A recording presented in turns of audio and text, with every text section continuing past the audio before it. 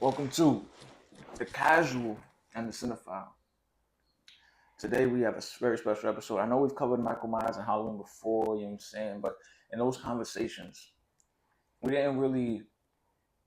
The problem was we hadn't actually watched the film in a minute. So now we're going to talk about Halloween 2018 and actually discuss it after I have freshly watched it for the first time, mind you, which was like 4 or 5 days ago. It was Saturday, maybe? No, it was a week ago I saw it. Yeah. A week ago? Yeah, it was last Saturday or Sunday I saw it. Because this weekend I was trying to watch Rob Zombie's Halloween 2. I didn't finish it. This fucking I guy. didn't finish it. Good. Well, I didn't see it anyways, so. There's a lot going on. Mm-hmm. But you have the floor. Let's try not to curse. I will. Yeah, you have the floor, Mr. Cinephile. Okay. Well, let me start by this. I vividly remember experiencing this movie on actual Halloween on the big screen with our cousin Diana and my mother. Nice. It was a good What experience. theater did you go to? Regal, Hollywood 18. Classic. Yeah, it was an incredible experience. Did they have it in IMAX? I think we did go to IMAX for that one. It was pretty cool. It was a good experience. I remember that I got to see an actual Michael Myers movie on the big screen, and I was like, oh shit, Michael Myers. That's why they remake these. For that purpose right there, because it's easy marketing for them. Because it's, you as a kid remember, and this is actually coming from the mouth of John Carpenter. John Carpenter. Because they had asked him in an interview, how do you feel about remakes? And he was like, Hollywood does remakes because they're cheaper to market, because they're counting on you saying, oh, I've seen Halloween at home with my mom, with my brother. Now Halloween's going to be in theaters. Oh wow, I want to go watch that. So that's what they're counting on as an easy selling point for you to go, without them having to pay crazy amounts of money for marketing. Which clearly, it obviously worked in this case for you. I was in the 6th grade at the time. I was in 6th grade. I remember that. It was a big conversation during school. Like, I loved the way this movie, I loved the way the narrative played out. Like Laurie Strode, 40 years later, I should say. Yeah, 40 years. Fresh on my mind. Yeah, and I love the mother-daughter dynamics along with her granddaughter, like the paranoia she went through. Like, I love the direction that they went to, David Gordon Green, and surprisingly Danny McBride. You know him? Name sounds familiar. He was in Pineapple Express. Red. He was Red. I'm bad with names is the problem. I'm terrible. I'm literally terrible with names. Like the name sounds familiar, but it's just like I would have to see like a face, or you have to give me a different character or something. Like, Okay, the one where Seth Rogen was fighting a drug dealer in a house. Remember? I ain't really know, bro. It's okay. Jesus, Pineapple Express. Remember? I don't remember Pineapple Express. Seriously? Yes, I'm being serious. Funny thing, I mentioned it. Same director, Pineapple Express, did this. So yeah. What did John Carpenter do for this? Just a soundtrack again? And I think he was an executive as well. No, you're not going to be an EP. Yeah. But I hate to say this, but I've always found the Halloween series to be overrated in my eyes. Well, the first one's a classic. I know. The first one's phenomenal. I know. The original. But I'm referring to the franchise as a whole. Because to me, this is the only installment that's any good, in my opinion. But have you actually seen all of them? I've seen all of them, but it's been a long time. Like, I barely remember all of them. But except for this one, because I remember buying the Blu-ray at Comic-Con, and I've seen it numerous times ever since. And like, I love it still. I love it still. The kills are phenomenal and all that. Like, the soundtrack is a soundtrack, obviously, but you wanna take the torch? I mean, I can. How do you feel? All right, so how do you feel about the casting besides Laurie. I think it was perfectly casted Mm. at the time. Like, I love ensemble stuff. They had a good cast, Mm. so they collaborated well. Like, you know. It meshed well. hmm Here's a question: do you feel like it should have just stayed as this one and not gone on to having 2 other installments afterwards? I would say yes, but the way it ended, it kind of shows Wait, that there's going to be another one. wait, what ended number? This one or the other 2? You saying? Yeah, the other two, because she had the knife, and then if you stayed during the credits, you could hear Michael breathing. So At the end of which one? the new one, what we were talking Ends. about. Halloween ends. No, I'm talking about Halloween. yeah, This is the problem. They got these names are weird. That's what I'm saying. Though I'm saying like yeah, obviously like it continues, but was it worth it going into the next 2? well, I haven't seen Kills in a while, Mm. but I don't know. I feel like that it's all a cash grab. But did you see how? I mean, of course, like I would argue the majority of horror films are cash grabs because they're so There's, easy to make and such low profit margin that it's like they lack it's easy to passion. get a return on investment. The problem I have is passion. It lacks passion with these movies. That's In what the way? What do you define as passion in passion. presented through a movie? Well, you have a very solid story structure. You have characters that you sympathize with, Mm. and you do everything in your way to try to make the movie quintessential as possible. Even though you don't consider movies perfect, but you might get the gist of it. You want to have as little plot holes and the plot, and from A to Z, it should be roughly very structured and mesh very well and just be a fluid story without any obstruction of that. We don't Yes, need to have absolutely. there shouldn't be a random like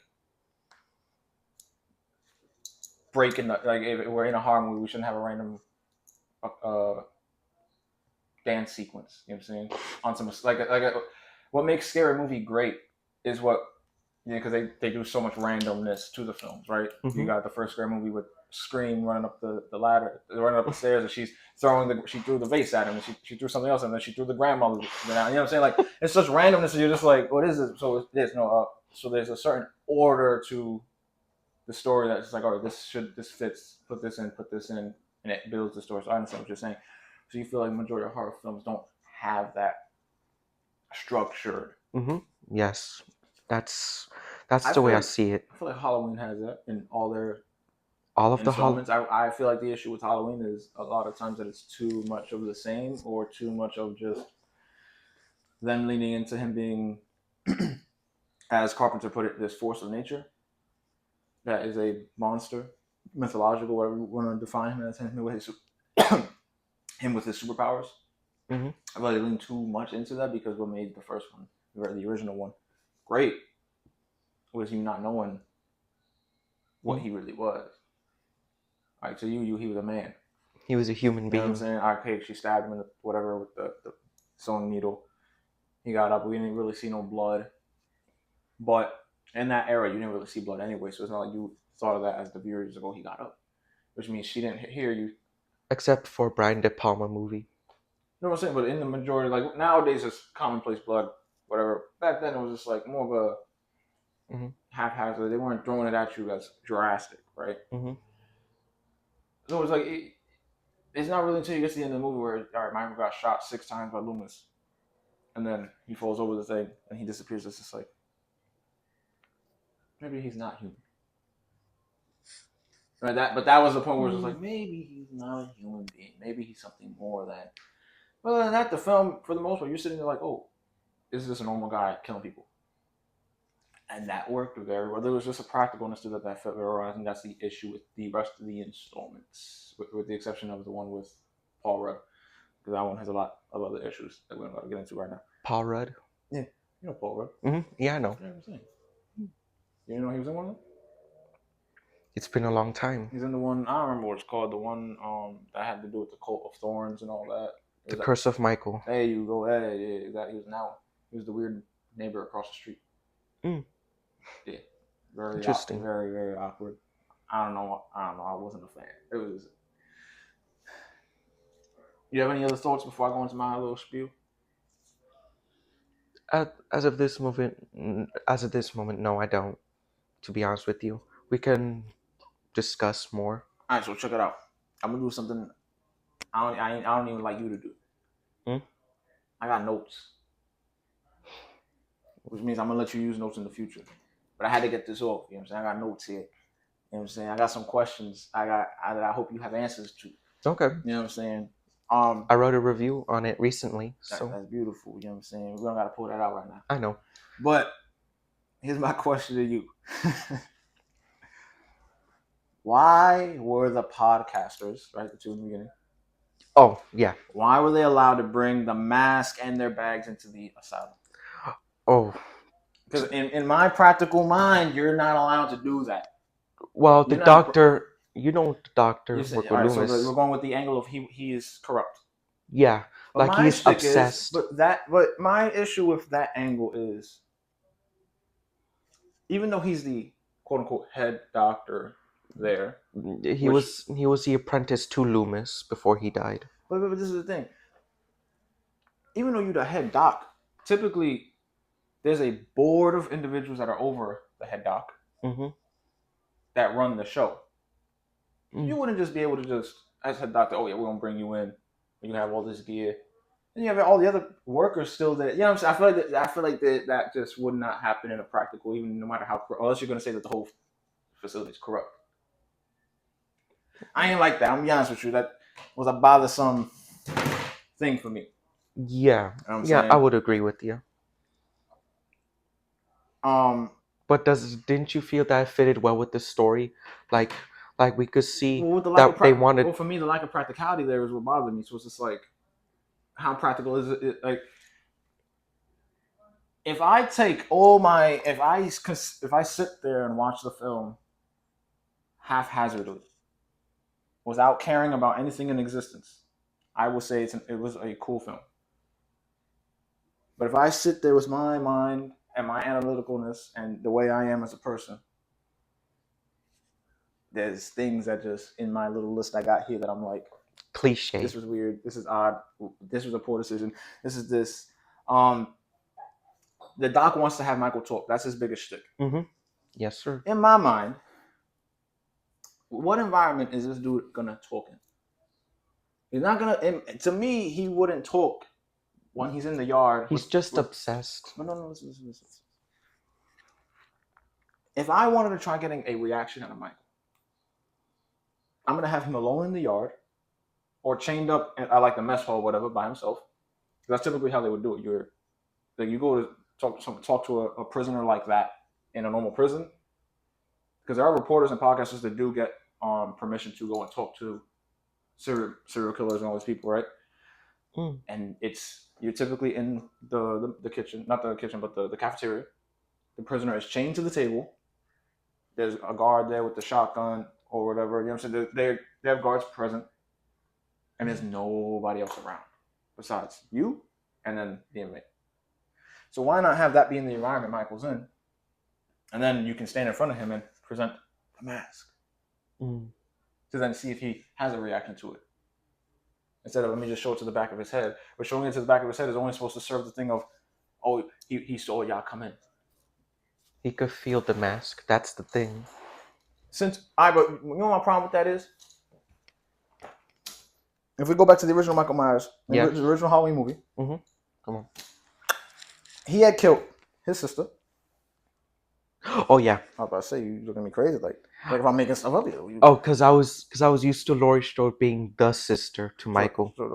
His older sister. He killed his older sister. Right? He breaks out of the prison bus, whatever. The driver dies. Okay. So I'm gonna attribute the driver dying and him escaping as his other kill. Okay. And I believe, I could be wrong, but there was one more kill, and then that's when he stole the mask from the store. Why does a mask that he stole from a store, a Halloween store, and threw on, have any type of effect or reaction to him? If he had already killed 2 to 3 people without the mask prior to that, why are we giving such credence to this mask like it means something to him when it was just a mask that he threw on and then started killing. No, he had already caught bodies before. Since when was the mask this entity thing that's driving him forward?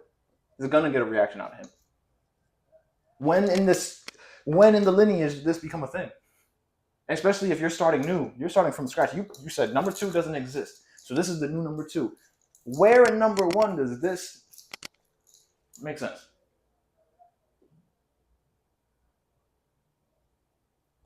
I think you're opening my eyes why I gave it a 4.5 in the first place. That should piss me off. I ain't gonna hold you. I'm sitting here like, what are we doing? What are we doing here? You're trying to add context to something that has no context because you erase stuff. May I tell you something? Yes. You're basically saying the stuff that was on my head, but I couldn't figure out. If you know what I mean. Mm-hmm. I couldn't figure out what was wrong with Halloween, and then you just. Well, I can tell you what else was wrong with Halloween. There's a psycho killer. The what? There's a psycho killer. Psycho killer. Murdering people on Halloween. And we're not going to cancel Halloween. Because they don't believe that. It's a cliche. We're going to say. Oh my God. I don't understand. This is a little nitpick, but it's like, I brought it up a little bit ago. It was like, how was he watching them when they arrived?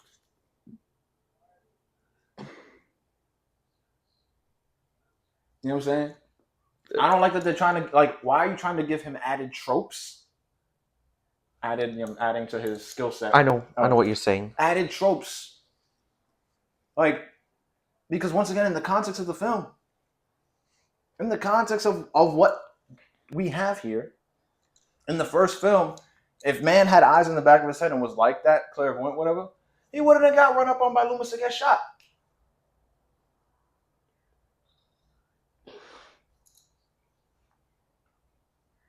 I don't like when anyone does this. I don't like even when Marvel does stuff like this. You know what I'm saying? We have a whole Spider-Man movie where multiversal entities still coming in. The No Way Home is happening. Mm-hmm.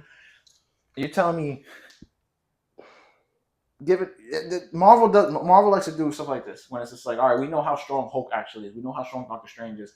But because this is a different movie and it's someone else's movie, we can't let them do this because if they did this, if they access this power, they'd solve everything. Jesus Christ. That's a continuity error. Yes, it is. This is a continuity error right here. Why are you giving him superpowers like this? Wait, superpowers? Because that's what I'm looking at. Now he's clairvoyant. He knows where you are. He saw when you arrived. Why would he care if our podcast is going to see him? He don't even know what a podcast is.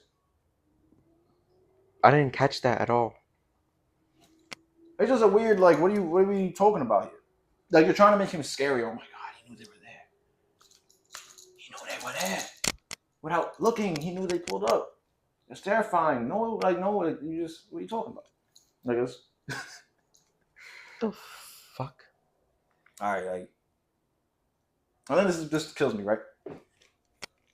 The podcasters want to know about him because they acting like he's a serial killer. He's not a serial killer. That's the wrong terminology here. He is a spree killer. Because his killings happened. It was multiple killings in one night that were random.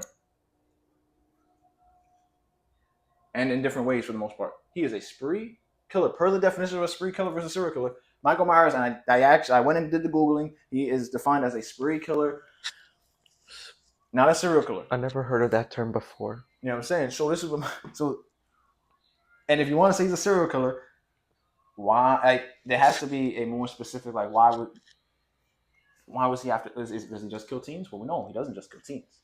We know he doesn't just kill teens. And he didn't kill them all in the same way like serial killers do. Now, there are certain serial killers that vary with their tactics, right? The Night Stalker. He was murking everybody. He didn't care. In real life. He had no discretion. Do I have the right to mention Dama? You know what I'm saying? There are certain serial killers. He was always targeting men, mostly, though. Yeah, black men. But remember, I'm saying, like, Night Stalker, he attacked women, older, he was just, whoever he got his hands on, you know what I'm saying? He break into your crib and whatever happened after that happened. That's what I'm saying. Like, there are certain serial killers that are that random. That it throws the cops off, like, what the hell's going on? But in this case, he's a spree killer. And let's be real for a second. 5 bodies. Excuse me. It's not that exciting. It's not that exciting. You want to know why it's not that exciting? Because in this country, with the amount of people that get killed in Chicago a year. Mm. You can go over there and meet hundreds of individuals that are in prison and do interviews that are with people who are way more dangerous, who have killed more people, who are actually labeled as serial killers or some gang violence type of conversation. Why Michael? What about him makes him interesting? Now, if we had Halloween 1, then we had Halloween 2, and then there's Halloween, okay, now there's more context. He killed all these people in the hospital. He was attacking cops. He was going gung-ho. He was after his sister. Oh my God. Like, now it's a conversation like, what makes him tick? What happened to his parents? You saying he killed his older sister, then somehow knew he had a younger sister? Well, how did that happen? And then he was hunting her. He killed her friends. You know what I'm saying? But since number 2 doesn't exist, it's just... Wait, it didn't exist the whole time? What do you mean? So number 2 didn't exist in that universe? No. In this current, the 2018 one and on, it goes Halloween 1 and then Halloween 2018. Halloween 2 doesn't exist in this timeline. So Laurie's not his sister anymore. That's not there. John Carpenter never liked that story plot. So that's why when in this version, that doesn't happen. You didn't know that? Oh God. Why me? I hate this. No. I feel like that whole podcast part, I'm be honest with you, was a waste of an intro for the film. You sure? They could have done anything else that these two, the podcast's whole purpose was just to justify him getting the mask back. But once again, and I understand it's the iconic mask, I would have rather it had been what Rob Zombie did. Rob Zombie's was not perfect in any way, shape, or form. But Michael, when he got caught, you know what he hid the mask under the floorboards. So when he broke out, he went for the shit.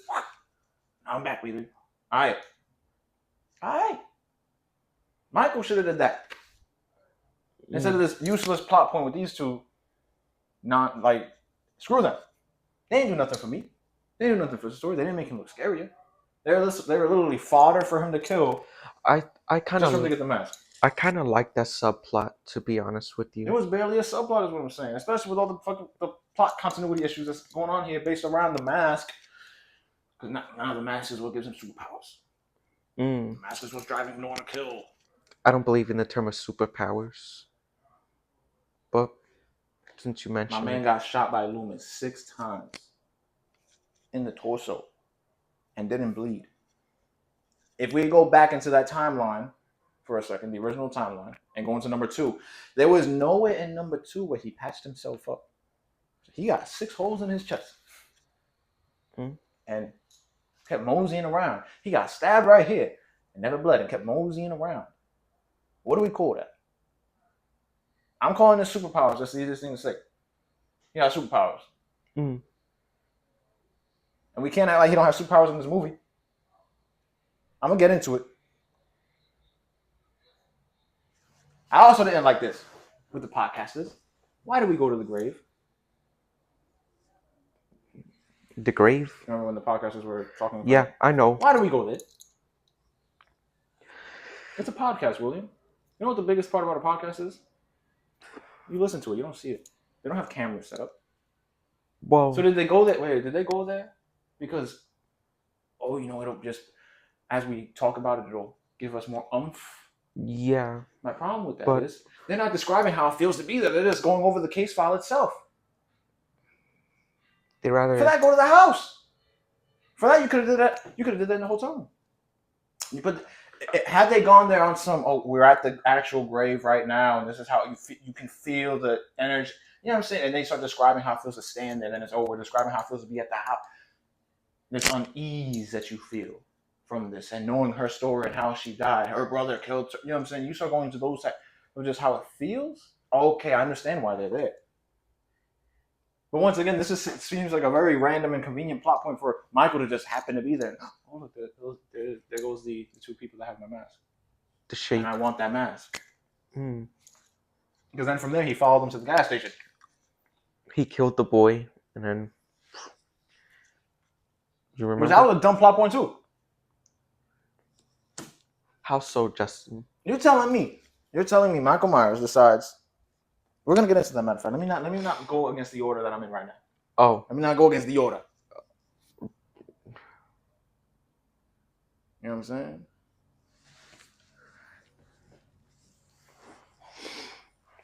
And then when they showed the little flashback when they were when the dude, the podcaster, when he was talking about how he Michael killed his sister. Yeah. I ain't like the fact that was from the original Halloween. where he shot. Yeah. But I'm saying what I didn't like about it is why did the view go from he goes up to her and then he's just watching the knife. That was like that in the original, remember? What? I don't like it then. I don't like it now. We can get away with showing it now.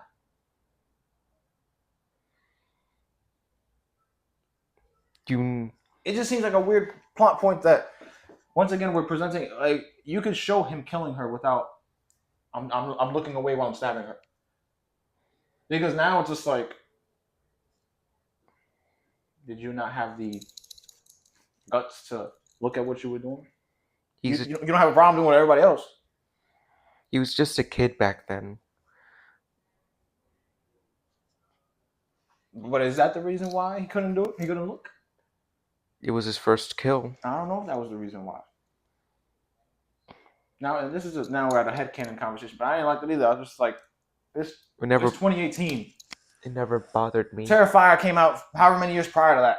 2016. You know what I'm saying? I was going to say 2 years too. I should have said 2 years. Michael Myers has shoved little shotguns through human beings. When was that? It was number 4, I believe. He shoved it through. It wasn't a cop. It was a kid who got the shotgun from a cop that he had killed. And he into the wall and impaled him. You know what I'm saying? Like they could have showed it. It didn't have to be as gruesome as Rob Zombie's was. That movie was ass, dude. But it's just like you could at least show. It's just why I'm not a fan of pushing nostalgia either. You know what I'm saying? I'm not a fan of you're trying to sell me on nostalgia. I'm not a fan of that at all. I feel like that's weakness. That's what, in my opinion, hurt The Force Awakens. Trying to stick too much to nostalgia. That's the problem with bringing on having an executive like when you have like John Carpenter tied to this. It's like how much nostalgia are we pushing? Because since John Carpenter's here, we can't break away too far from the mold. We can't break away too far and do something too unique because you know what I'm saying he's here. So we want to have these moments where it's like the reference like when Laurie fell off the balcony and he looked down at her. Oh, nostalgia, because Dr. Loomis was the one that looked at Michael from the first film. It wasn't Laurie, so it's not really nostalgia. It doesn't work the same, but I get what you're trying to do here. But it falls flat because it's not Loomis on the ground being looked at by Michael. It's Laurie when in the original. I'm not a fan of the nostalgia push. I never looked at it that way, in my opinion. Call me a hater. Call me a hater. I don't care. I'm not calling you a hater. Saying? You're entitled to your own opinion. Let me tell you something. I wasn't a fan of the family either. I'm not going to say the mom. I like the mom to a degree. The dad, I wasn't a fan of his addition. Amusing? You didn't find him amusing at all? I found the peanut butter on his scene to be a very random, like, I don't know any man that would make that joke to his daughter. I know a lot of men who have daughters. Oh my God. The player's curse is a real thing, ladies and gentlemen. If you're a player, you're going to have a daughter. And none of these guys would ever say that line. Even the ones that be saying odd, peculiar things would never say that. So I'm sitting there like, why would you include this? I'm looking at him crazy now. The audience found it funny. Y'all laughed at the theater? Yeah. Y'all are weird. Yeah, we're all weird. That shit was, look at me, I'm cursed. That was just like, what is it? It's like, that was, I really looked at that like there's some weird incest pedo type energy in my opinion. Like, I don't want to. I don't want to hear no dad saying some shit like that to his daughter. Because it's not funny to me. Well, he said it low. He didn't say it out loud. He did not say that low. He's like, I got peanut butter on my. I don't want to see on the camera. That was not a low. That was not low. Because I barely heard that was a poor excuse at them trying to do humor. A very poor excuse of them trying to do humor. Mm. Yo, Terrifier had me rolling in that because scene. of the violence. It was just so nonsensical. Like, there's a way to do humor. Mm-hmm. There's a way to do humor. That just to me was not it. Mm. Ghostface at times is funny with the way he talks to them, talks to the people he's killing. Mm. Like the banter right before when he's calling them and trying to mess with them. Oh, yo, you a little funny guy, right? Mm. Freddy Krueger has funny banter. Some of the things, the one-liners he says, very funny, ha. Mm-hmm. There's a way to incorporate ha into these types of films. That to me, that was just it ain't work for me. I was not, and that's a nitpick. I'm throwing it out. That's a nitpick. You know what I'm saying? Okay, that's understandable. But even if you were with an audience like I was, you wouldn't laugh. There's with been them? plenty of times where I'm sitting at movie theaters and like even for some Marvel movies where it's just like It's kind of stupid. they're making jokes. I'm like, I'm not with this joke. There's been times where I've made jokes for the movie while watching the movie. Like Black Panther 2, I made a joke. Oh really? It was when they revealed T'Challa's son. And I said something hyping up the fact that T'Challa got some, and you had everyone in the theater laughing. You know what I'm saying? Like I've done that before. I've done that. I did something else too. Oh I man. think it was Star Wars. Can you tell me what you did for Star I Wars? don't remember. It was more of an angry thing though.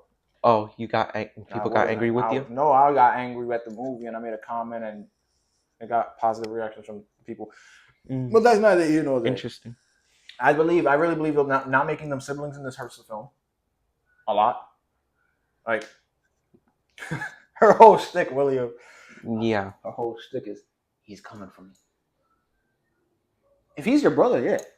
That failed to kill you in the last one, yeah, no, that makes sense. Mm-hmm. But now you're not siblings. I've realized with my recent viewing, I realized that they were not siblings, and I was like, it hurts a big part of the story because she's really sitting here on some. He's gonna come for me, and throughout the entire movie, he never makes an effort to go to her. He never makes the effort to go to her. It was now unless they're trying to say like, oh well, the purpose of this is to show that she's just insane, which PTSD. But my problem with that is they didn't hide. That should have been a point that at that point should have gotten addressed within Halloween Kills and then Halloween Ends, and that really didn't happen there. Because as the movies go on, it's just like, no, she's not really crazy. Granted, in Halloween Kills, she was in the hospital bed for like 99% of it. Most of the time, she was. But it was like there's still nothing there that really emphasizes, oh yeah, she's bugging out. She's wigging out. She knows he's still out there, but she's not wigging out the same way she was in the first film. So now it's just like because she didn't know he was still alive until later on in the movie. But even when that happened, it's just like there's still this lack of the energy she had in the first one, and how in Halloween Kills she went and need one of the doctors when the whole mob was going through the hospital, everyone was running. What do you need a doctor for? I don't remember it well. But the doctor. But the doctor. It was just a random doctor that was in the hospital. He was probably just trying to go do his job. She went and grabbed him, and I think she thought that he was. I don't know what she thought he was going to do. But I feel like the two movies after the fact didn't really highlight the same energy from her. Even when she in Halloween Ends, when she's over here thinking that homie's a killer, the love interest to her granddaughter. Mm-hmm. How she goes about that isn't the same manner as how she was in this first film. You know what I'm saying? We're gonna dive into those two another day. No, I'm referring to another day. But I'm just saying, like, because I don't wanna. No, of course. But that's what I'm saying. Like, to me, like, it's just it's a weird. What's the reason for her to? He's coming for me. He's coming for me. He's coming for me. He's coming for me. Then when you find out that he's alive in the second one, how many times did she say she was coming for him? Now he's not coming for you. You left him for dead. You almost got him. And now he's not coming for you? He was never after you, bro. If you're trying to say it's the crazy angle, it falls short because they never follow through with it in their other films. And then at that point, that means that guess what? It's just a nonsensical plot point in this film because they're trying to make this story based off of number two, but number two doesn't exist anymore. So why is your thought process he's coming after you? Because you're the final girl? Once again, he doesn't care about you. She shot him. He kept walking.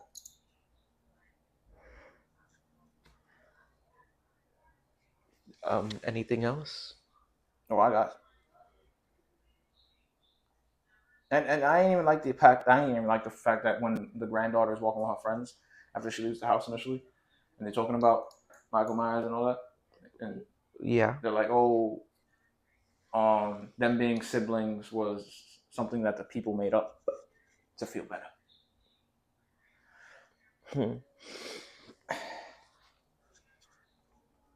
And the reason why I don't like that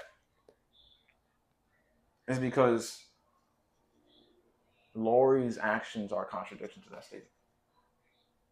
It kind of ruined the movie for me when I saw it recently. It's a contradiction. Like that statement is the people that made the movie acknowledging they're not siblings. We're not going with that anymore. This is something completely new. But then Laurie's actions completely contradict this point because her actions are the actions of someone who knows or would act like, yo, this is my brother. He's coming after me.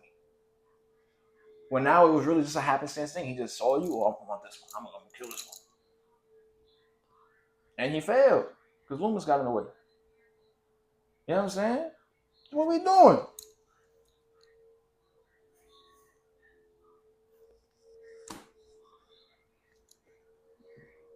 And then like even saying over, but she was the final girl who got away doesn't work because once again he's never actively trying to kill her in the movie until he gets delivered to her.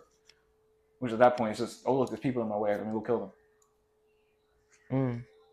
So it's like at no point in this movie is he himself ever actively making the choice like, oh, I need to go kill her. No, it's all right, I'm gonna go kill her and whatever in this direction. Man never even made an effort to go to his house. And then let's talk about this funny ha ha he he moment. He broke into the house, killed the lady. No, not that. Not that. No, I'm not referring to that, but But continue on. So my funny ha ha he he is something that is something you have to think about. The backstory for the mom, Laurie's daughter. Yeah. Her backstory is basically John Connor's backstory, which is funny haha. Well, this is the same type of backstory because John Connor's mom had him train do the same thing. You're preparing for the end of the world, or this one's preparing for Michael Myers. Very he. Oh shit. Which is funny because Universal owns obviously Terminator, and they own Halloween. So ha ha. Kind of own Halloween. I don't know if they own the full IP. I think they own. I don't know how. But that was a funny thing for me. Can we talk about Michael staring at the mirror out the window at her? The mirror? Remember when I remember. he killed the babysitter and he was just standing there looking at the mirror out the window? Yo, for an old guy, he got some good vision. But I wonder, right? This is what kills me about that scene because I wonder if he was standing there because he was able to see out there like that, or he was just standing there because he knew the cop was there and he was hiding. Because he was just trying to avoid getting shot. You know what I'm saying? Because with the way the mask is set up, there's no clear indicator. Like, did he actually see out the window or see Laurie there? Or is he just standing there because he knows in the next room the cop is there? And he's just like trying to be quiet. And she just happened to. He's like, my cover's blown. You know what I'm saying? I gotta. But that's the thing, right? Because she shoots and then he skedaddles. He could have killed the cop. He just wasn't trying to get caught. Which is mind-boggling to me that now he doesn't want to get caught. Now this Superman doesn't want to get caught. He doesn't want to get shot at. He's trying to, I'm getting out of Dodge. And he leaves, which is hilarious to me. That whole setup was crazy funny. And it kind of reinforces like this thing of like she's looking at him on some, I remember you. She shoots him. He keeps trucking. Dips, disappears. But he doesn't care about her. It's like he doesn't care about her entire existence. And that's what kills me here. You know what I'm saying? Never makes an effort to try going back to her until he gets delivered to her. That whole plot point of hers kills me because it's like, he is not after you. You're after him. That's what she wanted. No, she's expecting him to come to her. This is the problem. Oh, Like, because her actions are literally, she knows she has to end him in her house. So she's over here trying to antagonize him because you're going to come and follow me. But he never does because he doesn't care. she was a one-time thing for him. So This was, yes, that's low key a gangster thing because it's like he is so unbothered by her existence. You know what I'm saying? He don't care, and I low key love that for him. That's some real player energy right there. You know what I'm saying? I know guys that do that to girls they be sleeping with. You know what I'm saying? They got it. They don't call her back. They don't text. They block her number. You was just a one-time thing, beloved. You know what I'm saying? We moving on with life. I got new teams, and that's how he's treating her. He really a guy from 2018 for real. You know what I'm saying? I respect it to a degree. It's just hilarious. Like, it was just, I can't take it serious. This is the problem. That's what I'm saying. Like, if I watch it with this lax of days ago energy, it's like, okay, it's a cool film. It's solid, whatever, by all means. But when I'm sitting there really trying to digest it, I'm like, this movie is just as bad as the rest of them. Oh my wait, it's God. you think it's bad? I think yes, these are my critiques of this film, dog. Oh. I'm asking you these questions because I'm like, this is all the things I have wrong with it. I genuinely have wrong with it, and I cannot get past the stupidity of we're not having to be siblings. That kills the entire film for me because it hurts the biggest plot point of the film for me. But didn't you enjoy the kills or the way the narrative was constructed? The kills were. I've seen the problem with this is like there's however many films, let's say 15 films in total, probably not, because we have Curse. Then you have like, isn't that where H2O comes in? Yes. And then you have the one with Busta Rhymes. Resurrection. Then you have the two Rob Zombies. Yes. So this is like number 10. So in total, I said 15. Technically, there's about 13 Halloween films. Dog. When I can sit here and say, of the 13, I've seen 9. I don't remember all of them, but I've seen all these types of kills that he's done. It's hard for me to sit here and objectively be like, yeah, this was a really good kill. Especially when he kills the babysitter, his boyfriend. It's literally the same way he killed the boyfriend in the other film, in the original. Like you're doing parallelism that doesn't need to be. One second, you're trying to do a nostalgia push that doesn't need to be nostalgia pushed. Mm. You know what I'm saying? Mm-hmm. Interesting. And another thing that's funny to me about that house situation with him after killing the babysitters and the sergeant's in the house and she's seeing him from the window. Why was he in the house? Was he in the house? Like, and I gotta bring it up again. I just love it because it's so funny to me. Was he in the house because he was hiding from the sheriff? Because to my knowledge of the scene, a recollection, all right, you killed them. You staged the bodies however you wanted, right? He put the girl there, whatever. He had homie in the wall. Why are you still in the house, bro? Why are you still in the house? Like, I imagine he put her body there first. And then killed the boyfriend. I could be wrong about that order. The boyfriend grabbed the knife and he bolted up the stairs off screen. And then next thing we saw was him throw the sheet on something. And then that's when the cop comes through, whatever the case is. So my thing is, you have the boyfriend impaled in the wall. Downstairs, correct? Yeah. Why didn't you leave? You took all that effort to carry homie downstairs, put him in the wall, and you went back upstairs? Unless it's like, then that's when you do the cover on her and then sheriff pulled it. It's just, why were you there? I have never in any of these movies seen you stay unless it was to kill whoever's coming in. And he did not kill the sheriff. He skedaddled. He ran. He's hilarious. I ain't never seen him go downstairs that fast in 9 movies. I have never seen him go downstairs that fast. Homie was putting his 2 cents. He did not want to run into that sheriff, and I don't know why. You know what I'm saying? Like, he didn't want the static. Oh, dear God. I don't know what the situation was there. He killed homie's daughter. Maybe, I don't know. He had a daughter, right, that sheriff?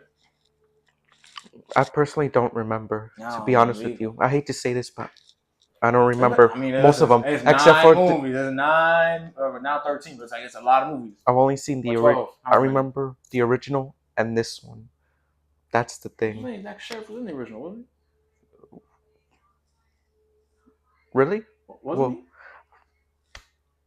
I think Mom said he was. There you go. No, he wasn't that one. That's another nostalgia haha, which is crazy because like, yo, you just been this sheriff since 78. That's a long time, bro. Retire. Get your pension. What are you doing? Well, there are other police officers. That's what I'm saying. You don't need to be on the job no more.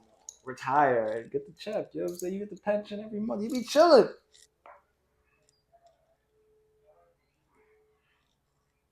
All the teen scenes were a waste of time. I feel that wholeheartedly. Damn. The party at the school was a waste of time. Damn. Why? It didn't do nothing for their characters. That was why. You want to dive deeper into it? At no point do I feel... So you felt zero enjoyment for this movie? I didn't feel any enjoyment for the teen scene specifically. I can say that. Because it was just like... You saw it coming a mile away. You knew he was going to do the whole cheat thing on her, whatever the case was. Like, you knew homie was going to try and make a move on her. The moment he did the whole, you need a nice guy. It's like, all right, I already know where this is going to go. Yeah. Even before that, when he's like, oh, I didn't know he was going to do that. It's like, all right, I know where this is going to go. He's going to try and mac on her. And you know what I'm saying? Like, we don't need that. You've seen it many times before. That's just a movie trope. That's a stereotypical thing for teenage. Even teenagers in real life. I've seen that in real life. Like, who cares? I don't need, like... When you do something over... It's the law of diminishing returns for me when so many movies do that scene. You know what I'm saying? With teenage characters. It's like, I've seen this so many times. You can only show me this so many times. It's like when they drift in Fast and Furious. I can only see you drift so many times before it's wow. Right? I can only watch a possession movie and watch someone get thrown from left to right before I'm just like... I've always found that amusing when I see those movies. But it's amusing, but when the first time you watch it, it's just like, oh, wow. Like if you've never seen any horror films before, and then that's the first thing you see, you're like, oh, whoa. Right? Like, you watch Paranormal Activity the first time. I've never seen those. People were blown away when they saw those films. You get to the 5th Paranormal Activity, it's just like, all right, you know what I'm saying? Like, I get it. These are the teen scenes, it's like, it didn't do nothing for me. You know what I'm saying? And it didn't do anything for her character. Like, what did that do for her character at all? Nothing.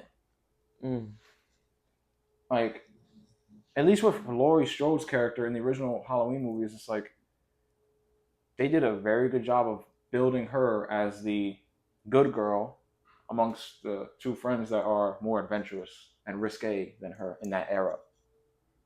You know what I'm saying? Even from the way she dressed in comparison to a lot of the other characters in the films, like she was always just more presentable. You know what I'm saying? Like she ain't a hoe. Yeah.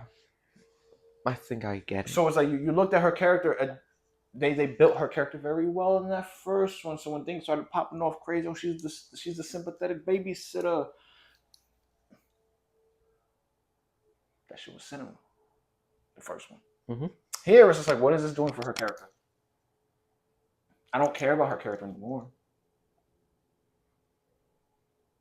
You know what scenes were making me care about her? Every scene where she was trying to get her mother to show love to Laurie, to Grandma. Her going out of her way to communicate with Grandma, telling her, I don't want the money from you, Grandma. All she wants is to be with her grandmother. That's what was building her character very well. This high school, leave that shit alone. Nonsense. I don't need this. It's nonsense. It didn't do nothing for me. You know what I'm saying? I'm going to segue in. Let's take it back, a matter of fact. The babysitter that did get killed. The babysitter that he did kill. And he had the body propped up in the chair, whatever. She was babysitting the kid. Mm-hmm. That was the best part of the film. Their dynamic, her dynamic with Lil Man was the best part of the film. That was it. For me, that was it. It felt like the most organic dynamic. I don't know what else she's been in. I don't know. That was the only movie I've seen her in. I've heard someone say that she was in something else, that she's a good actress, and I would believe it after that little bit of a scene. I believed that interaction. Right from him to her, I believed it 100%.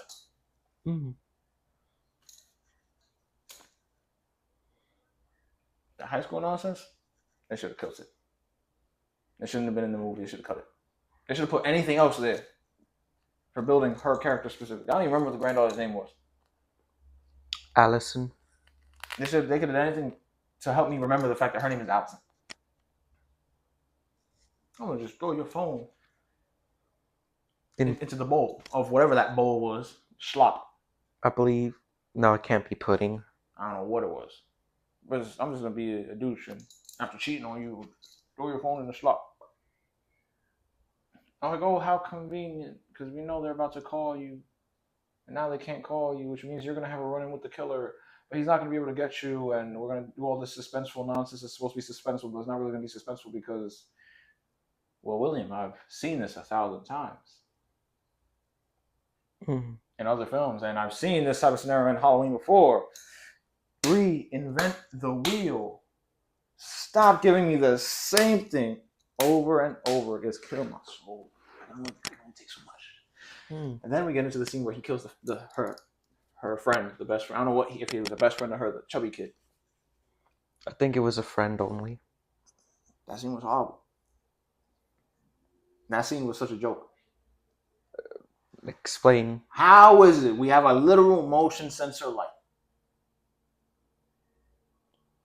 and every time Michael moves, the light doesn't operate? Right? Hold on for a second, William. Hold on before you say anything. I'm not going to say nothing. Before the audience says anything either, because I know at home they're going to be losing their minds when I say this. But they're going to be pissed. But then, when he goes to finally kill him, the light stays on the whole time. Was he teleporting? Was he pulling a Jason? I know Jason can teleport. That's really? Why do you think he pops up the way he does? Because the part of his lore is that he can teleport. It's never specifically stated in any of the films, I believe, but that's part of his character's lore, that he can actually teleport around Crystal Lake. That's why he's everywhere so quickly and all that. I never liked those movies anyway. But when we give them superpowers, it just kills the whole. It made 100% sense that he's standing there still. He holds his breath.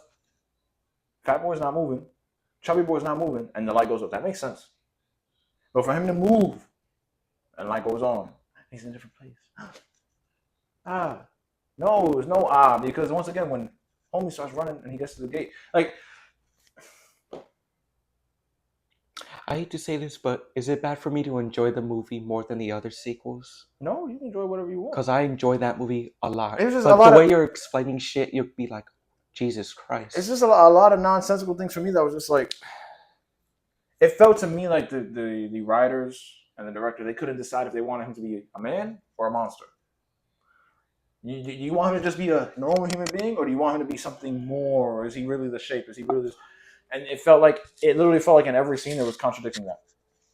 Right? Because if he's really this shape, this monster, why didn't he just kill the sheriff when he was in the house?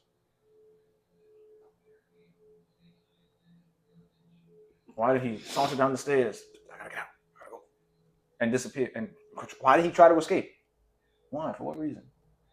And in the other movies, when he doesn't care about your existence, he does the most disrespectful thing. He lets you shoot him as he's going the other direction because he doesn't care. I've seen that in the other films. In this context, I'm leaving. If he's this force of nature, he's sweeping through everybody. Are you sure you don't like this different approach they're doing, since it's a different timeline? This different approach seems like a giant it seems like every scene is a contradiction to itself. Even if it's not simultaneously connected to the other films. It has nothing to do with the other film. Yeah, the only other film that should have been connected to this was number 2. It should have been number 1, number 2, and then 2018. That's why I thought the whole time. Fine, but it being number 1 and then boom here, there's continuity errors all over the place, and it seems like every scene is a contradiction. Every scene contradicts it. Because, like I said, okay, why are you running away from the sheriff? So then in the next scene, she shoots you. Boom! He doesn't go down.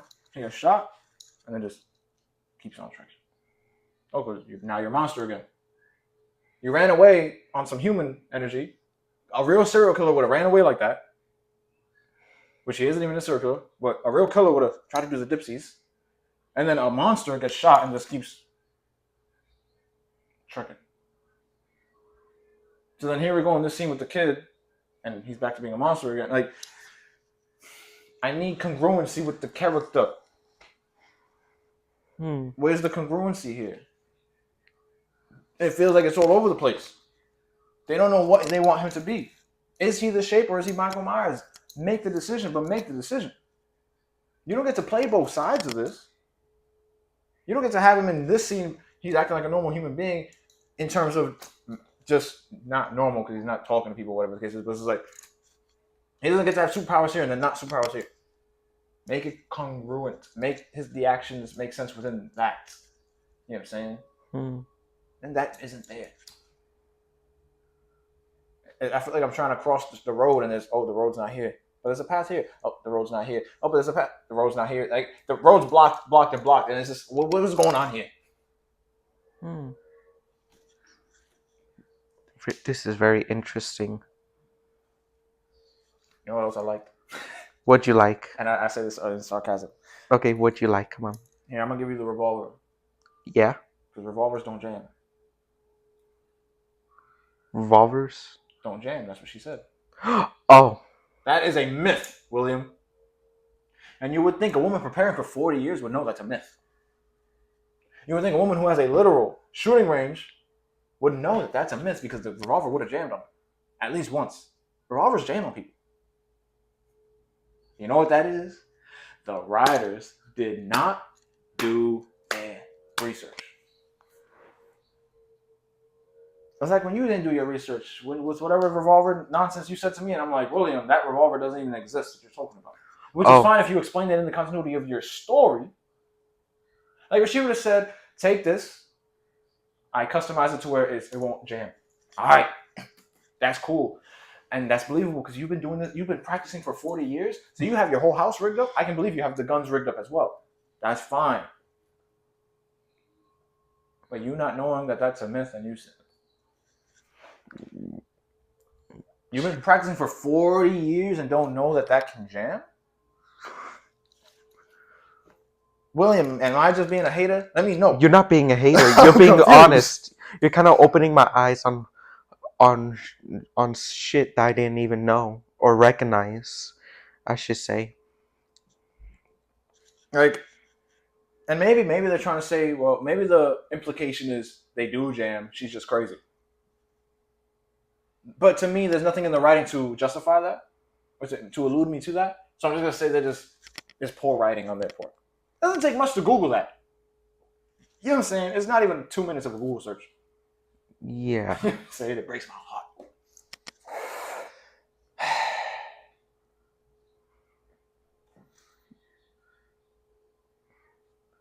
Okay. The dad dying. It was bound to happen. No, of course. Let me explain to you though. I thought, this was crazy.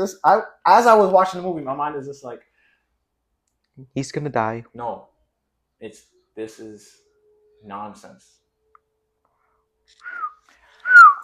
I'm glad, and I got it here. So let's talk about him having superpowers. Are you sure there's no other term outside of superpowers? Because him being a monster. Like Frankenstein, he's the monster. Him being the monster. Yeah. Yeah. Because when I say him being a man, when I say, he's acting like a man, I mean, he's not acting like someone who's impenetrable. He's not acting like someone who can't die. Right? And Halloween Kills, they jumped him. They stabbed him. They beat him. They did all. Someone had an iron in the scene. You know what I'm saying? He got stabbed in the back with a pitchfork a scene before. And he got back up. That's the monster. Him walking down the stairs to get away from the sheriff. The best scene. I keep bringing the scene up because it's funny in hindsight. That scene, that's something a human would do who knows I cannot survive getting shot. You know what I'm saying?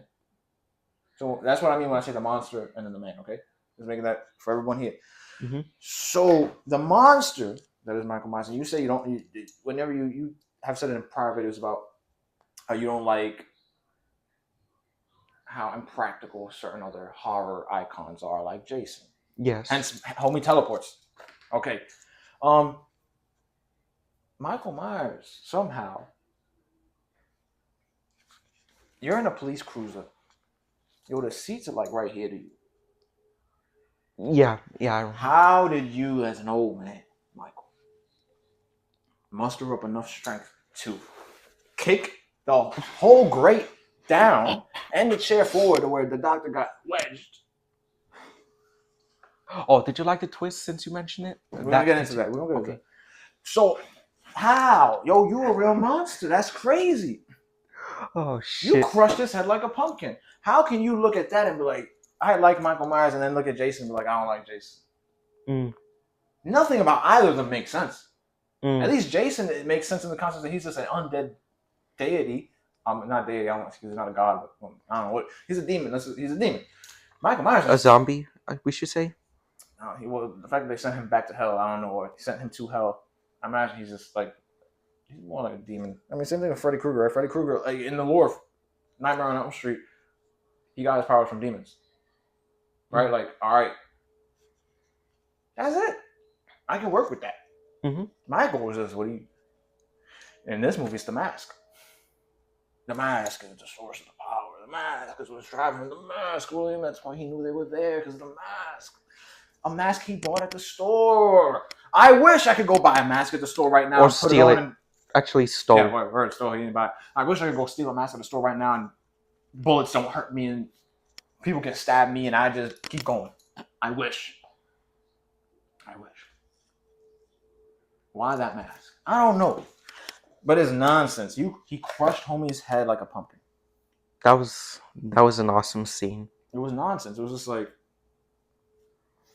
you feel nothing for this movie. But it's just like, all right, but because in the 2 scenes prior, he gets hit by a car and it's just like, you didn't even get run over. You just got dunked. I know people that have got hit by cars like that, and then I had a homie when I was at school.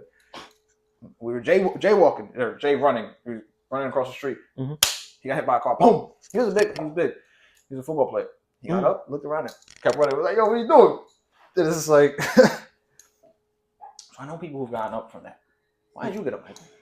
Did you get knocked out from it? I don't know. But you look very much like a man in that scene. And then you wake up and you go back to being the monster. Once again, it's just like, and this isn't just in this movie, it's in all the movies. Like, this is one of the issues. They have him teeter on the edge of, oh, you can beat him. No, you can't beat him because the bullets don't really work. The knife didn't really work. Like, that's the cheesiness of what they try to do. It's like, you hit him with the car. And then he wakes up later, and kills everyone. Didn't they try shooting him in the head? And you're saying in this film, especially on other films? Other films. Yes. In Halloween, in the original Halloween too, he got shot in both his eyes by Loomis. And set on fire. And was still swinging like an asshole. Like, son, sit down. Stop, drop, and roll. How he came back from that, I don't even know. For number 4. Because number 3 doesn't have the same continuity. But, and maybe that's why they didn't want to tie to number 2. But they could have just did a midway tie-in and just altered how number 2 ended. And then to justify this one. Yeah. Which that would have been a better beginning of the movie. That would have been a much better beginning. If they would have showed how he got caught at the end of number 2, you rewrite the ending of number 2. So you still have all the context of the sister nonsense. And just don't have his eyes get shot out. And this is how they beat him. And he got arrested. All right. Captured, you should say. doesn't matter. Arrested, captured, it's still the same thing. Mm. They don't matter. Oh, okay. You know what I'm saying? But it's just like, that could have been the intro of the movie. And then you did the 40-year skip. I like the way you think. I hate the way they think. Universal needs to cut me a check. Now, what can we talk about? In that scene, though, when he... And, yo, he never once tried to kill Laurie's granddaughter.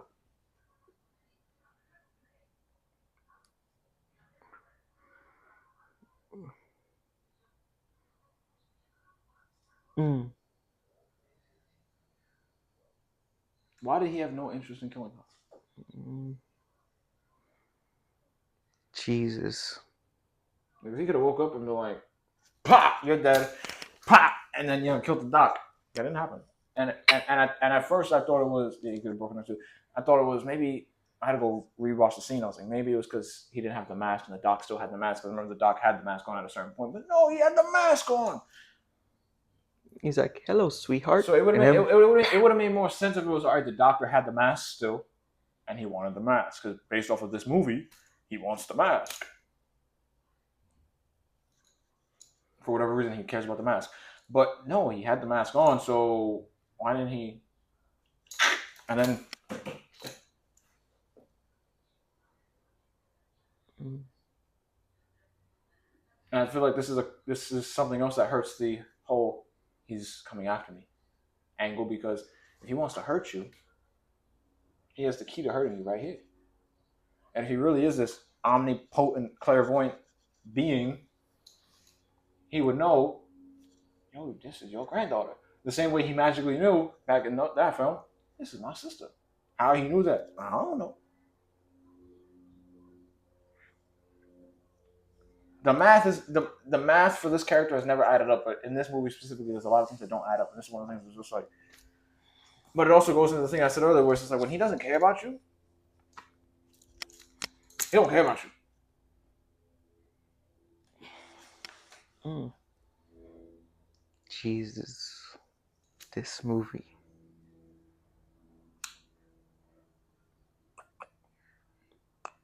But then, how did he have enough time, right?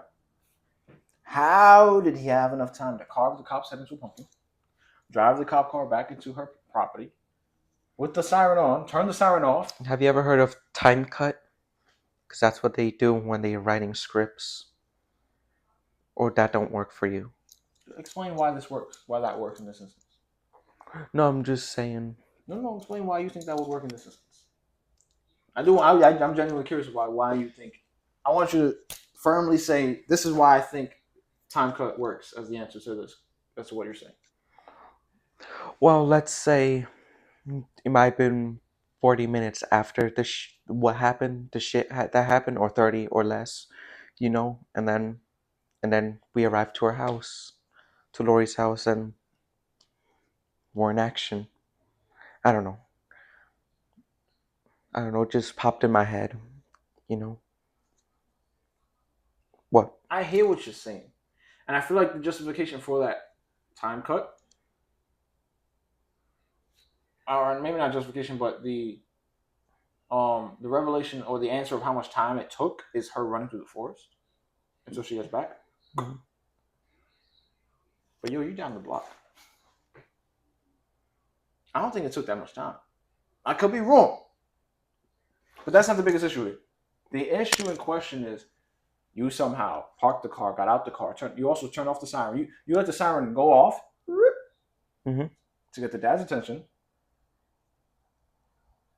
You, in that time, turned the lights off, got out the car, walked all the way around the perimeter, and then pulled up on him. In like 10 seconds of time?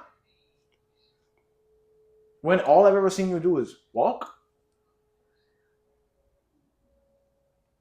Speed walking? I never even seen him. The only time I saw him speed walk was down those stairs, and even then he really wasn't speed walking. I'm just being an asshole on some funny shit. He don't speed walk either. And how did he even get onto her property?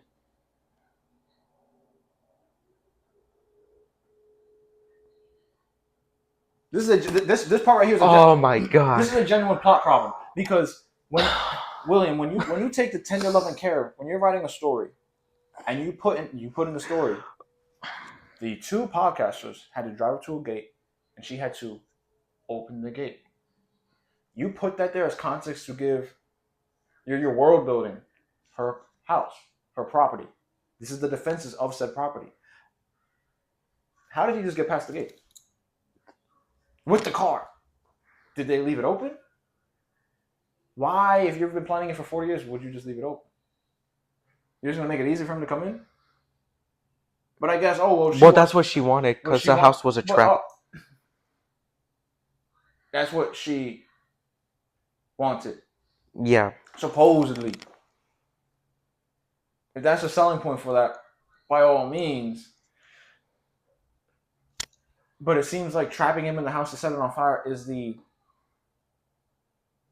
last ditch effort. That's the fail safe. You know what I'm saying? That's if everything else fails, this is what's gonna get him. Mm-hmm. So why wouldn't you have the door closed? Because if the case was, well, we're just gonna get him into the basement, then she literally didn't have to fight him with the shotgun. She didn't have to shoot his finger off. She could have just left the door wide open. She didn't have to turn the lights off. No, she could have just everyone quick in the basement, and then he could have walked as he was walking down the steps in the basement. She could have been under the basement ladder and shot him in the kneecap. He would have fell. Everyone, quick, get up! And then you get to see in the movies. You save us like 20 minutes of the ending. Well, the entire house was the entire house was a trap, and everything was on fire, like doors locked and all that. She should have trapped him in any of the doors or any room. Problem with that is when that metal grate came down, there's a window that no grate came down over. The what? When she would hit the button and the metal door came down, mm-hmm. There was no metal door that covered the windows.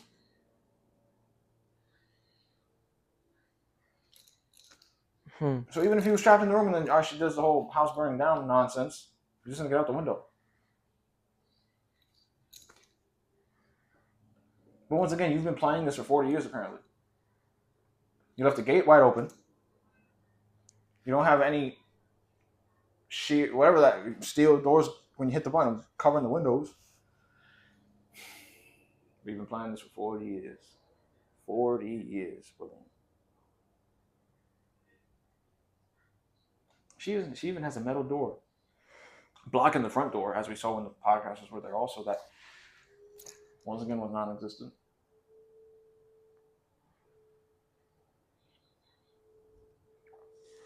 The worst type of world building is the type of world building where you show people stuff and then you don't use it.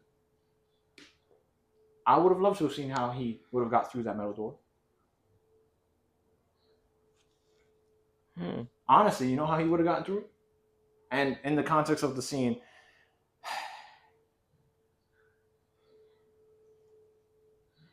she definitely would have been able to see his ass with the two windows on the door.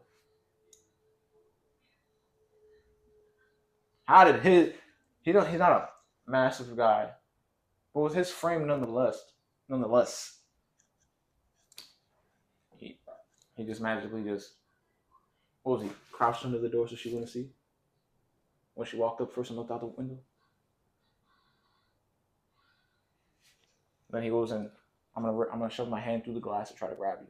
Bro, you just kicked someone's head in. You kicked a metal divider down in the police cruiser. You could kick the door in. Literally, 2 scenes ago, you kicked the metal down. I know you could kick the door down. It's wood.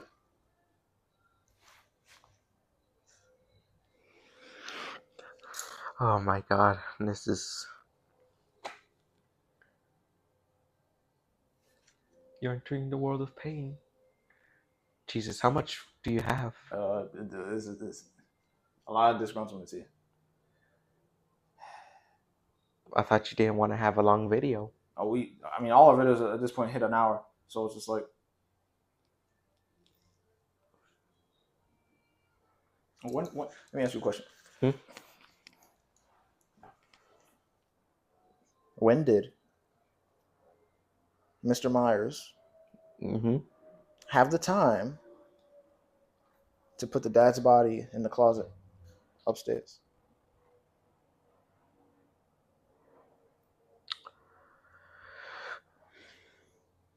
Well, we saw Laurie in the basement, so he was like, didn't you stop and think that since they're in the basement, he can just go outside and... So the scene as it plays out is he's walking around with 3 fingers. We see the last thing we see is him. He's standing there with 3 fingers in the kitchen. Yeah. That's when she shoots.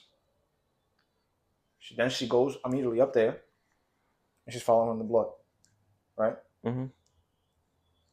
She looks out the window. It shows the body there. Oh. That's when she starts going through the house. Then she gets upstairs, and then bam.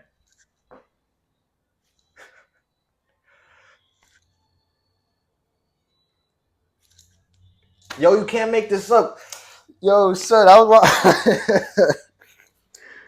What This is a bad movie. the... Like when you sit there and look at this objective, like when you sit there and really analyze like some of the decisions here, it's just like for the writing, it's just like. And I understand some of my things are nitpicks, but that right there that's bad. That's bad. That's terrible. You know what I'm saying? Like there's certain things here that are not nitpicks that are actually like this is bad storytelling here. That doesn't even make sense. Even in the concept of him being a monster, because at that point, is he teleporting too? Like that's bad.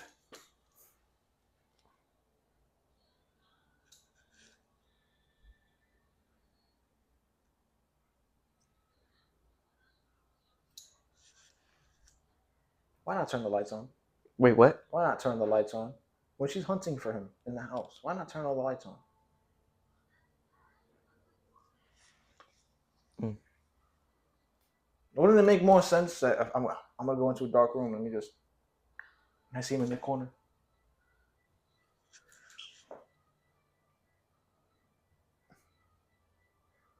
No comment. The goal is to kill him. The goal is for this to be the last crescendo. This is it. We end in it. And you know your failsafe is in the basement. But the goal is to kill him before that. You're not even really trying. That's how I felt about her.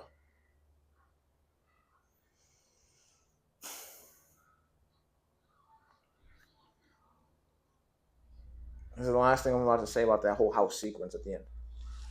Okay? Low key. And honestly, if you go back and watch that scene, where he has the mom, she's trying to escape from the basement. The granddaughter stabs him, right? Yeah.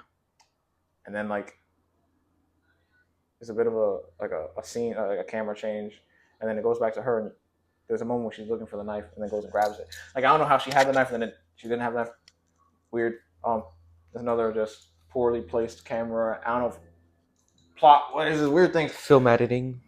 Bad editing. They should have just let him get halfway out and then closed it, because then he would have been impaled.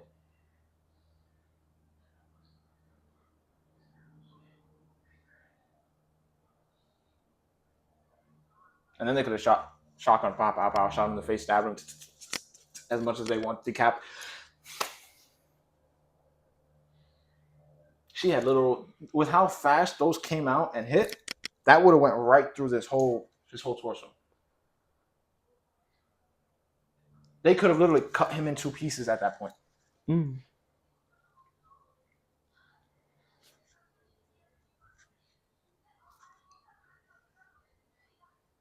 That's a nitpick for me. That's the biggest nitpick I think I'm gonna have for this movie. I think I've heard enough. No, you haven't, because we haven't even talked about the doctor yet. Oh my god. No. Was the doctor one who caused? Was the one who caused the bus crash? I have no idea. I've been trying to figure that out for a long time. Because my question is, like, if he was the one that caused the crash, why didn't he kill the driver or whoever the person crawling was?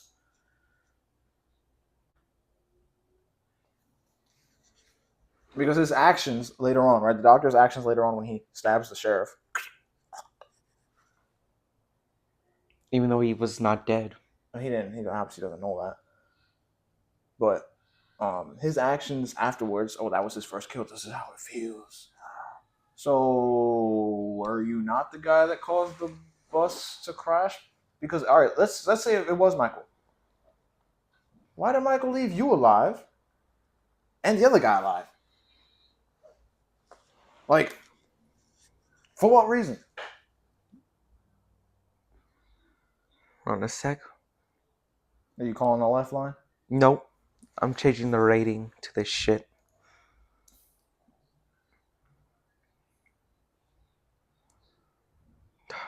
Here's another one. It's, So on top of that, building off of that, right? You left the doc alive. If Michael was the one that caused the crash, but even if not, he kills the boy's father, right? Why did he wait for the kid to get into the car to kill him? Why not just drive off? You have the car. You could have just left. But then once again, you left the guy crawling alive.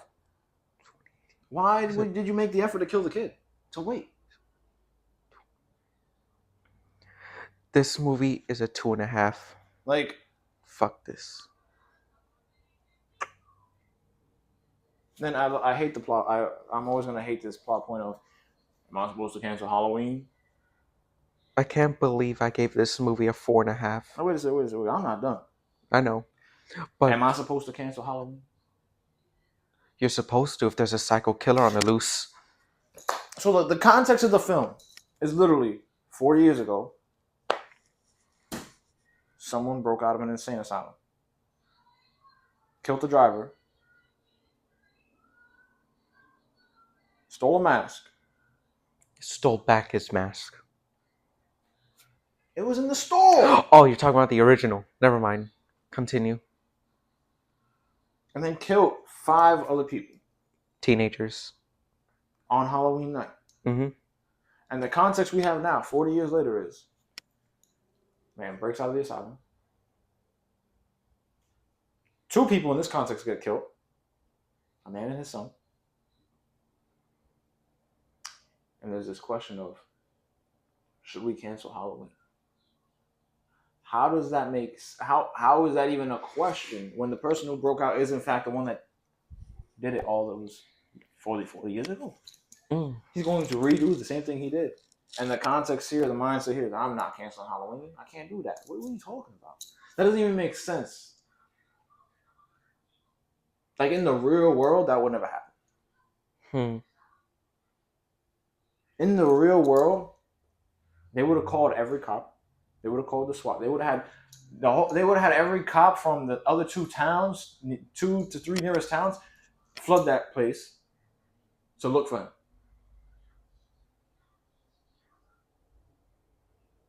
Which in one of the movies they did that. It was number 4, I believe. That they had a cop. They called all the marshals and all the marshals came, and he got shot by like 30 people, and he survived. He survived because someone saved his life. So, like, for that, I say be practical, be realistic. And you're going to like this part. William, I'm going to ask you, this is a serious question. Mm-hmm. It has nothing to do with Halloween, but it has to do with horror. One of the most important figures in horror. Mm-hmm. What did Alfred Hitchcock say about suspense? It's like a bomb. Yeah, was that? Yeah. It's like a bomb. You know it's there, but the character doesn't. That's true suspense. And to elaborate on that quote, he said, suspense is an emotional process that involves the audience and that the audience should be aware of the facts involved. And what is mystery? Do you know what that one is? Sort of. Mystery is when the spectator knows less than the characters in the movie. Suspense is when the spectator knows more than the characters in the movie. This movie has no suspense for me because of the poor storytelling. I think Alfred Hitchcock would spit on this movie. I think he would wipe his ass with the script of this movie. Because of how disappointed he is. Like, this is what the horror genre turned into in 2018. With all the effects of what you can do, you're too focused on what it looks like versus the story you're actually trying to convey here with the character that you have. A great character. And I think this is the biggest shame about this genre where it's like you have Jason, Michael, Leatherface, Freddy, 4 iconic characters that routinely get outshadowed by Ghostface because, at least within their continuity, they care about the Ghostface character and try to have a good story that encompasses his character. Mhm. Where for the others, they're so focused on the gore and how fantastical it all looks when they're murdering people that they lose everything else in the story. Mm-hmm. And it's just like, it's a shame. Because if Alfred Hitchcock proved anything and everyone else in that era proved anything, less is more. And they were able to create masterpieces and create genres with not having the greatest of effects. The Birds, for whatever reason, was number 1 on one of the streaming services the other day. I don't know why. Those effects aren't pretty. And maybe it wasn't even number 1, but it was in the top 10 list of one of the streaming services. What is it? The Birds does not look anything of realistic. There are actual real birds. He used actual birds. Some of those birds does not look realistic. Not all the birds in that movie were real birds. Mm. Not every bird there was a real bird. Mm. You're not about to lie to me. I'm not lying. You're not about to look at me in the window of my soul and say every bird that was there was real. No, not every bird. All right, that's what I thought you were. But to me, why these people went and watched that movie to get it to whatever standing it was on, I think it was Max, was because it's a good story. Mm-hmm. He tried his best to make it suspenseful and do what you need to do to have a good horror film for that era. And it clearly translated well because it was in the top 10.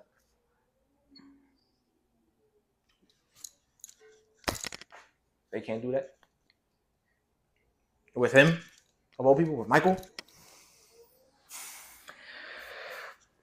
At least they did it with Saw X.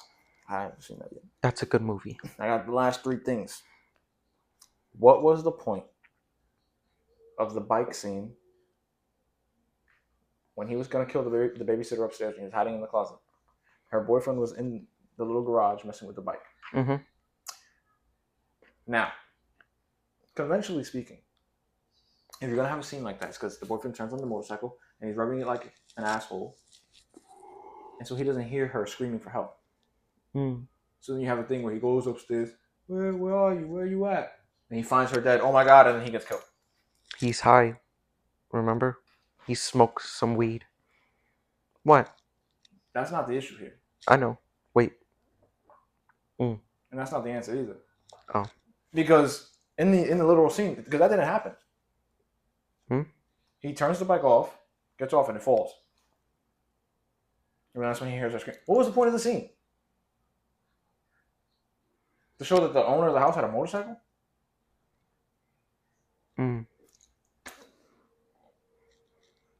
Like, genuinely, what was the point of the scene? To waste my time? As the viewer? Because that's all that did. Like,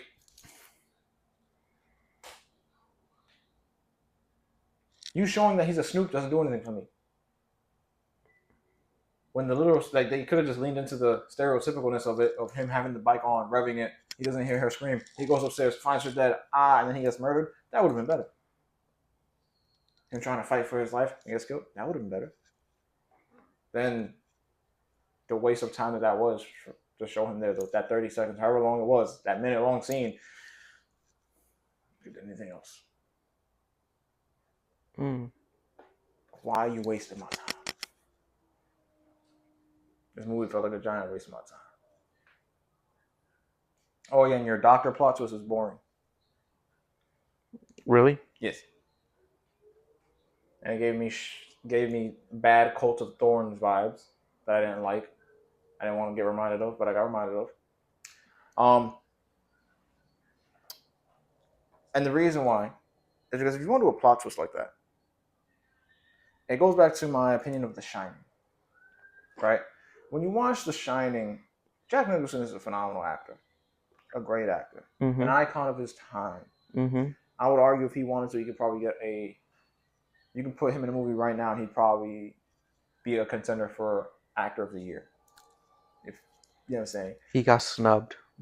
I don't know when he did or did not, but listen, but he's a phenomenal actor. The problem with Jack Nicholson though, Hmm. and me in The Shining, and I've said this to you before, this is the first time saying it on camera, is that Jack Nicholson always looks to me insane.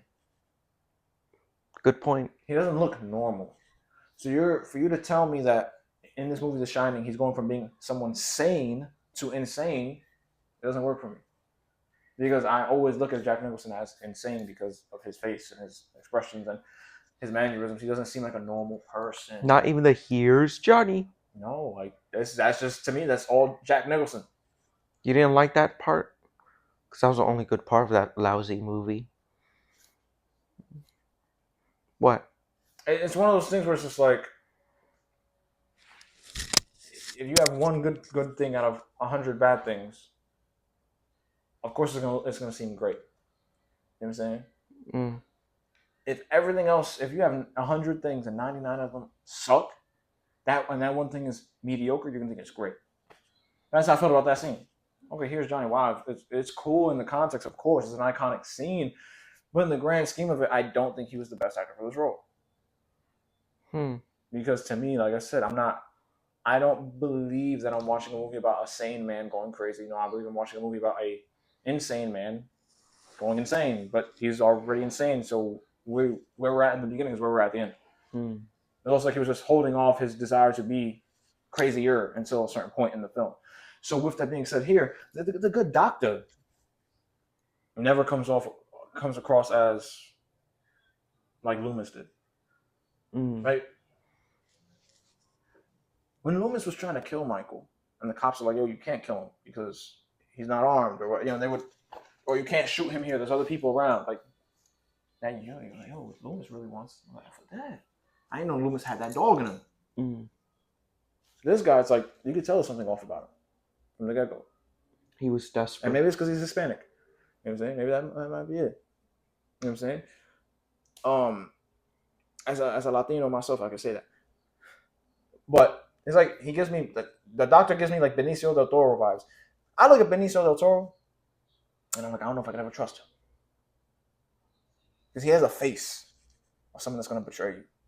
He has a face of someone that's going to do something nefarious, something evil. There's certain people who just have that type of face. Jack Nicholson has that type of face where he just looks crazy at all times. You ever seen the movie The Zodiac with Robert Downey Jr. and Paul? Not yet. It's a great movie. One of the people that they think is the Zodiac, the actor that they think it is, he's in a lot of other things, and he's someone that I can never trust him because he always plays as someone that's always accused of doing something fiendish, and I'm like, I can't trust this guy. So when I look at the doctor, I'm like, nothing about him is he's a trustworthy guy. And if they would have presented him in a fashion that he was trying to help out, maybe trying to give advice to the granddaughter, like, here's some like breathing exercises you can do to help calm down. You're emotional. You just saw your homie get killed. Like, if he was actually there and trying to make an effort to help people, and then he did the flip off and killed him, okay, cool. But you're not building him up for that. This is the secondary villain here, and he didn't get any real build for the plot twist that was there, and it was just like you looked at him and it was just like something off about this guy. Something not right about this guy. A good plot twist you never see coming. But the moment I say that, like, this guy, I wouldn't trust this guy. It doesn't lead to a good plot twist. Like,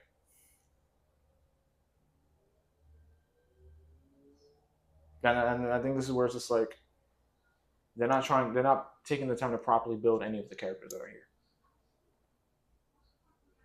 And then that hurts the film because now they're getting undercut by the contradictions by not having number 2 exist in the franchise.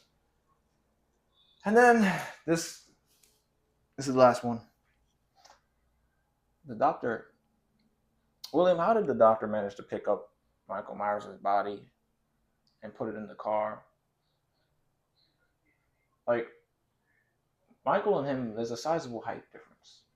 A little more than a foot, I'd say, of height difference between the two. Michael is also dead weight at that point. Because if I knocked you out right now, I put you to sleep, and I had to pick you up, that's dead weight. I would not be able to pick you up. I'm almost certain. I would Not even drag me? I think I can drag you, but to pick you up like the doc picked him up, and then to put him in the car with one arm because the other's in a sling. Nonsense. Ain't happening. No way that's happening.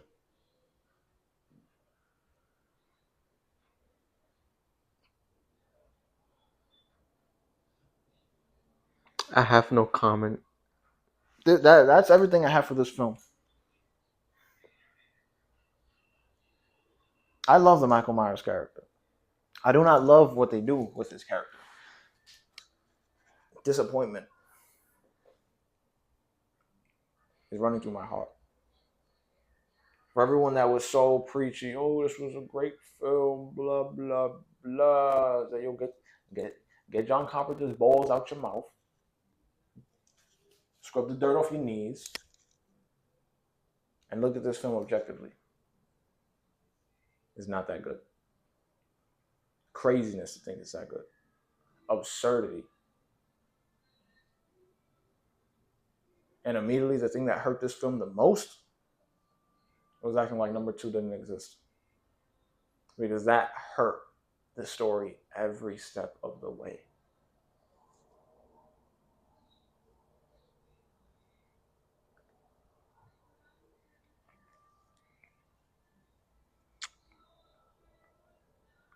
I'm giving it 2.5 stars. That's why I just gave it. This is the first time we ever agreed on a movie.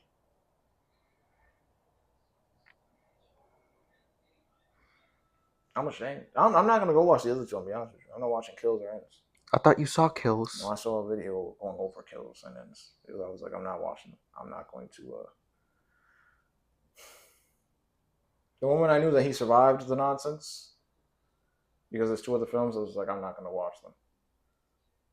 Like,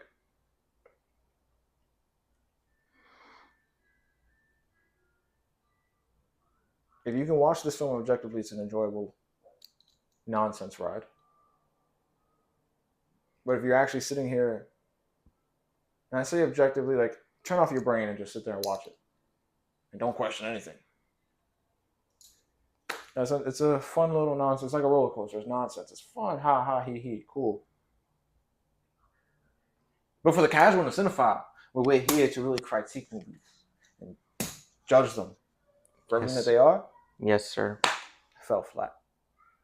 Is it bad to say that I still, I don't know, I love the cinema going experience, but the movie itself isn't that good as I remember now. Well, the thing is, you know what I'm saying? The movie, like, it's difficult. The movie theater creates an environment where it's harder to critique because it's harder to look at something objective.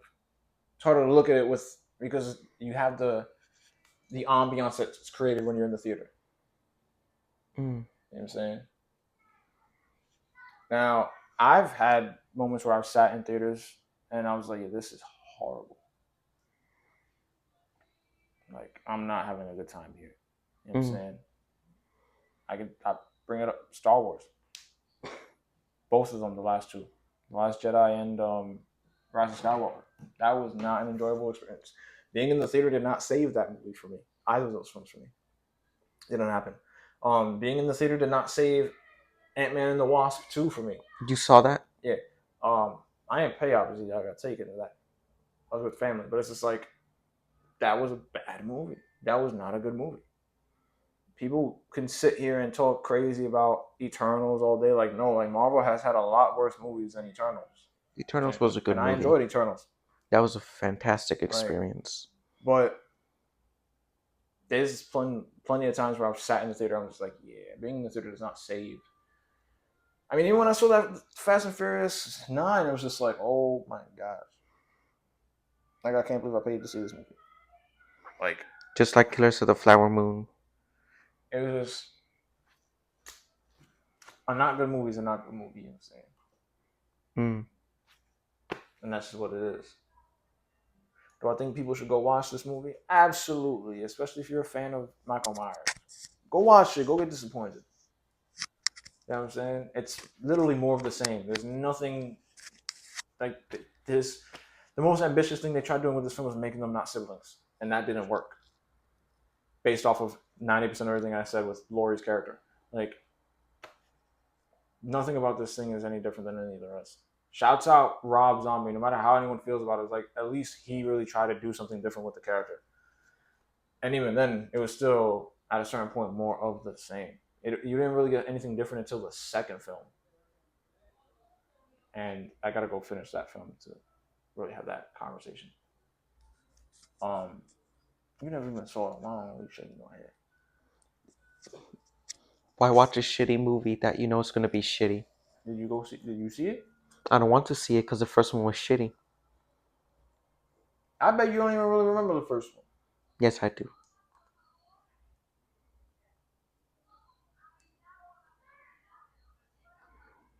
How to get the mask? You said it before. Got off the floor. I'm saying when he got it originally, how did he get the mask? Point taken. Ladies and gentlemen, we got him. I love you. But Go ahead and watch it again. hell no. Go ahead and watch it again. I nearly got an aneurysm watching it. Listen, if you didn't get an aneurysm watching this one, you're gonna be fine watching that one. Because I thought it was good. This one was good. I enjoyed the Rob Zombie one more than this one. And they need new names for these movies. There are literally 3 Halloween movies named Halloween. So they keep trying to remake this nonsense. You know how hard it was to find a cast list? Typing in Halloween cast.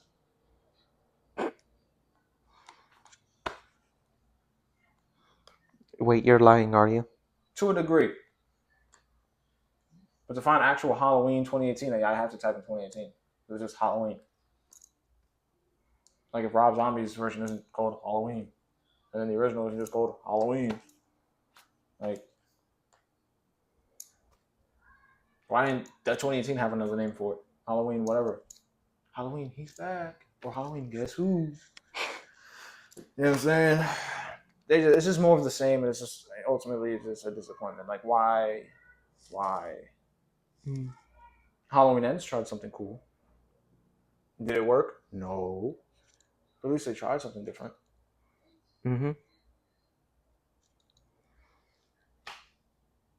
Don't tell me you thought that shit worked. It did work. Well, actually, damn.